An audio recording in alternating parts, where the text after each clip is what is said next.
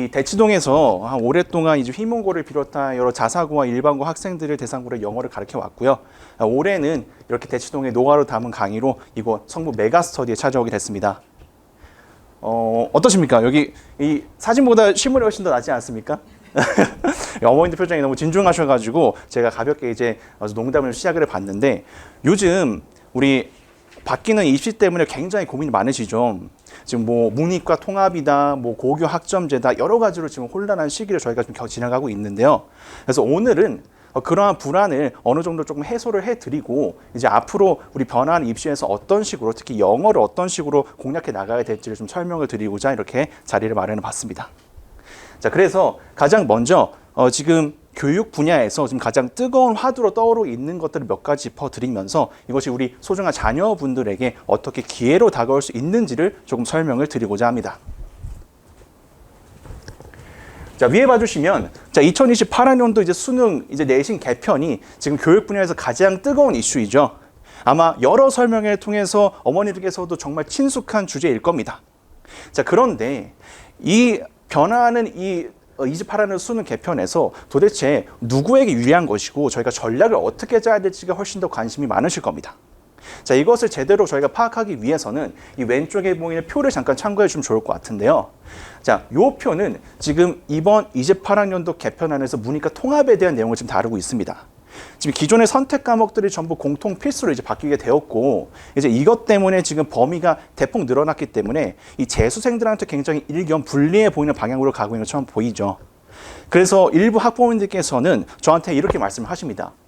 우리 아이는 좀 내신이 조금 약한 편인데 이러면 너무 잘 된 거 아닌가? 라고 말씀하실 수가 있겠지만 사실은 그게 꼭 그렇지는 않습니다.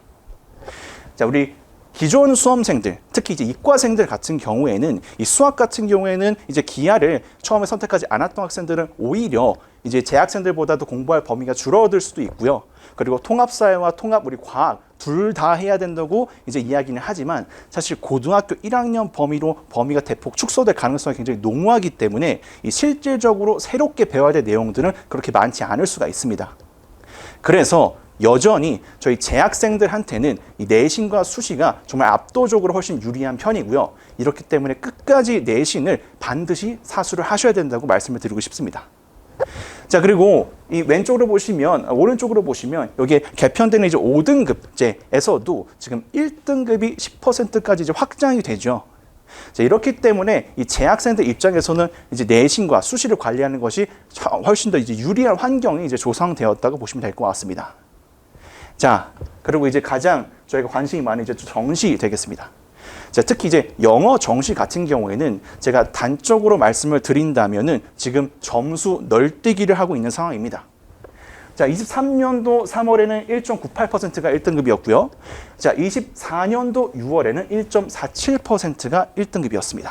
자, 굉장히 극악한 난이도로 이 뉴스에서도 많이 회자가 됐던 시험들이죠. 자, 그런데 단순히 그냥 어려운 것뿐만이 아니라 아래쪽에 보시면은 그 다음 9월에는 11%까지로 난이도가 급락하는 등 지금 불과 물을 오고 가는 그런 불안정한 모습을 보여주고 있습니다. 자, 이렇기 때문에 지금 이렇게 과도기적인 시기에 이 정시에 모두 올인을 하는 것은 제가 보기에 굉장히 위험한 선택이 될 수가 있고요. 그렇기 때문에 우리 재학생들, 특히 우리 지금 덕성여고 학생들 같은 경우에는 이 정시와 이 내신 두 가지를 모두 끝까지 병행을 하셔야 된다고 거듭 강조를 드리고 싶습니다. 자, 그러면은 지금 굉장히 다시 또 분위기가 또 무거워졌는데, 자, 이거 걱정하실 필요가 없습니다. 왜냐하면 아까도 말씀드렸지만 저희는 지금 이게 오히려 기회가 될 수 있기 때문이죠. 지금 내신과 수시는 굉장히 이 재학생들에게 유리한 쪽으로 바뀌고 있기 때문에 이 기회를 잡으시면 됩니다. 자, 그러면 이 내신 도대체 어떻게 공략을 해 나가야 될 것인가? 자, 저는 이제 영어를 위주로 설명을 드릴 건데요. 이 중학교와 이 고등학교 영어의 차이는 극명합니다. 특히 이제 범위에서부터 차이가 굉장히 나는데요.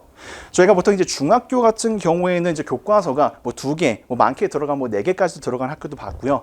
그리고 외부 지문, 뭐 프린트 이런 것들이 종종 들어가는데, 이제 고등학교 이제 덕성 기준으로 설명을 드리자면 교과서가 평균적으로 하나에서 2개 정도 들어가게 되고요. 자, 모의고사가 2개에서 3개, 그리고 지문 외에 동반어가 다수 들어가게 됩니다. 자, 근데 문제는 이 모의고사 하나만 해도 독해 지문이 무려 28지문이죠. 근데 여기에서 쉬운 지문을 뺀다고 해도 이게 2개, 3개가 되는 순간 지문 공부해야 될 것만 50개, 60개 이렇게 늘어나는 겁니다. 그러니까 양쪽으로도 굉장히 부담이 굉장히 늘어날 수밖에 없는 상황인 거죠. 자, 그런데 여기서 끝나는 것이냐? 아닙니다. 요즘 최근에 이제 뭐 챗 GPT다, 뭐 AI다 여러 가지 이런 뉴스들을 많이 접하시죠. 자, 이게 단순히 그냥 멋진 기술에서 끝나는 거면 다행인데 이게 지금 작년부터 실제로 아이들의 학교 시험 문제를 출제를 할 때 지문을 변형하거나 문제를 출제할 때 선생님들이 많이 활용을 하십니다. 그래서 이제 대치동 같은 경우에는 실제로 이제 지문 변형이 80%에서 90%까지 이제 지문 변형을 이제 해서 나오는 경우가 이제 트렌드처럼 자리 잡혔고요. 이제 이거는 아마 전국적으로 다 확대가 될 가능성이 높다고 볼 수 있을 것 같습니다. 자, 그러면 이렇게 높아진 이런 범위, 이 부담, 이걸 도대체 학교 선생님들은 어떤 식으로 문제를 출제를 하는가 한번 살펴보시죠.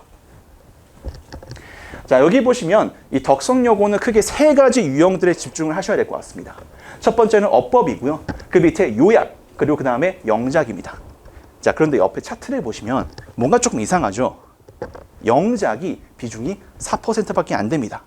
그리고 내용이 27%입니다. 자, 근데 이거는 문항수를 기준으로 했을 때 저렇게 나오는 것이고요. 자, 이거를 배점으로 바꿔보겠습니다. 자, 배점으로 바꿨더니 어머나 세상에 지금 영작이 9%, 요약이 29%, 그리고 어법이 26%입니다. 좀 다르죠. 심지어 이 영작 같은 경우에는 의외로 복병으로 작용할 수가 있는데요. 이 9%짜리 이 영작은 사실 한 문제입니다. 그러니까 한 문제 틀리면은 9점을 깎이고 시작할 수도 있다는 겁니다. 그렇기 때문에 굉장히 살벌한 시험이 아닐 수가 없죠. 자, 그러면 이제 실제 문제를 살펴보면서 한번 보도록 하겠습니다. 자, 문제를 보시면 조금 더 와닿으실 겁니다. 자, 첫 번째는 어법인데요. 자, 어법 요거는 이제 전형적인 이 모두 골라서 고치는 시험 문제 유형입니다. 이 중학교 때도 본 친구들이 있을 수도 있겠네요. 자, 그런데 이 중학교와는 다르게 이 고등학교의 어법 문제는 이제 범위에서 차이가 나는데요. 이 중학교 때는 일반적으로 2개에서 3개 정도의 어법 포인트를 가지고 중점적으로 물어본다면 이 고등학교는 이 중학교 때 배웠던 모든 어법들이 다 출제 범위 안에 들어가게 됩니다.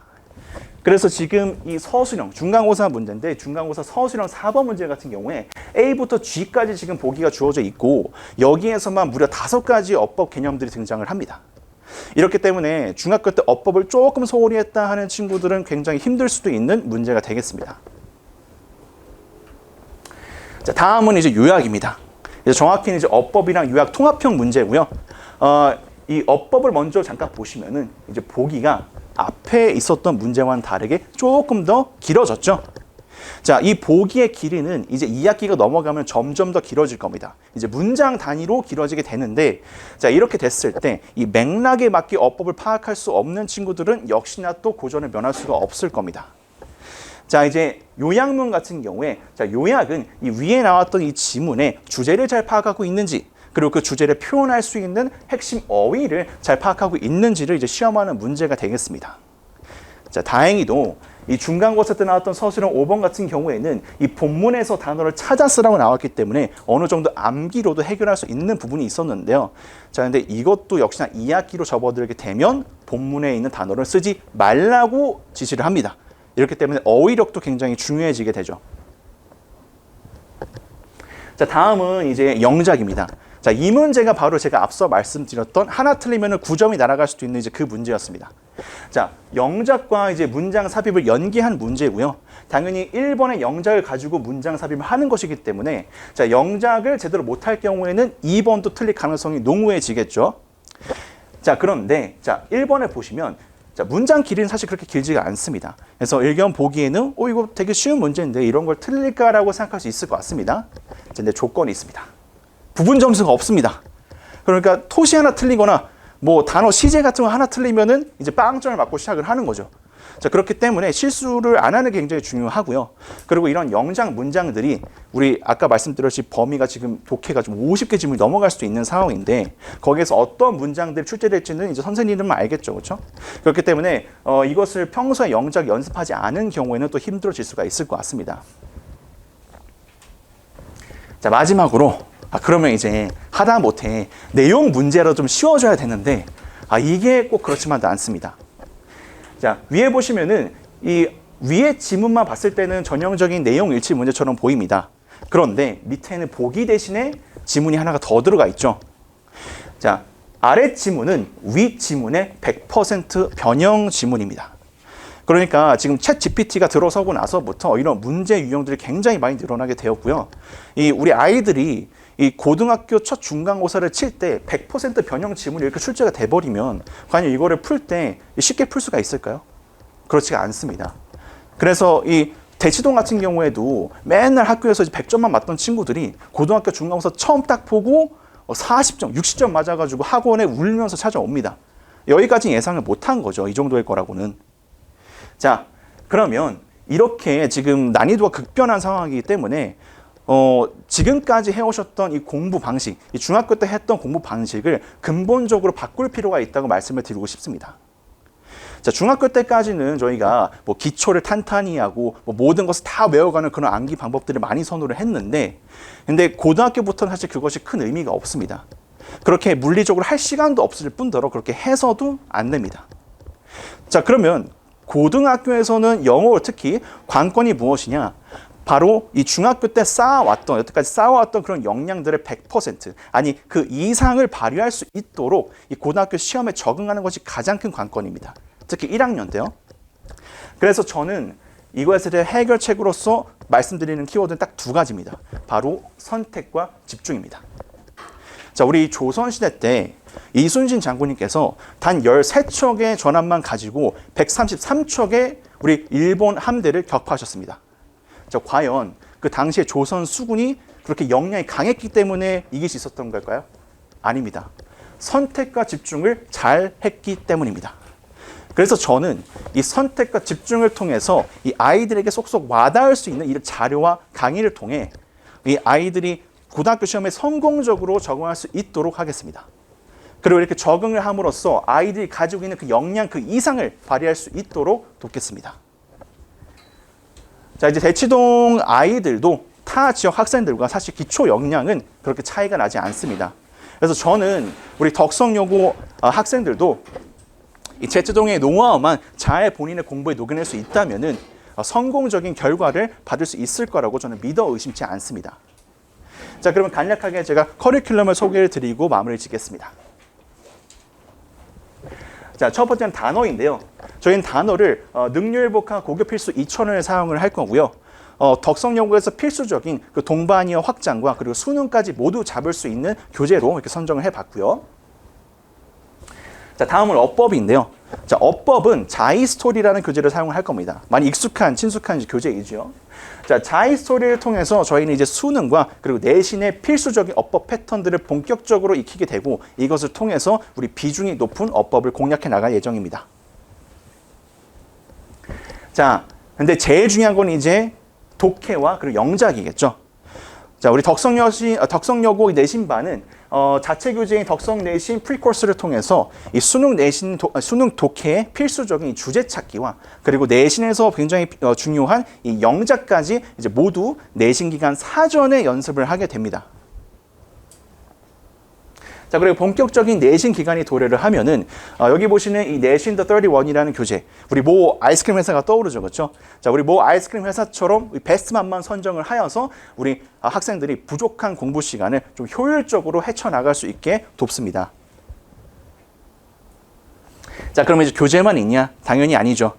저희는 매 수업 끝나고 나서 매주 실력의 날을 이제 갈고 닦는 이제 엣지 테스트를 이제 실시를 하게 되고요.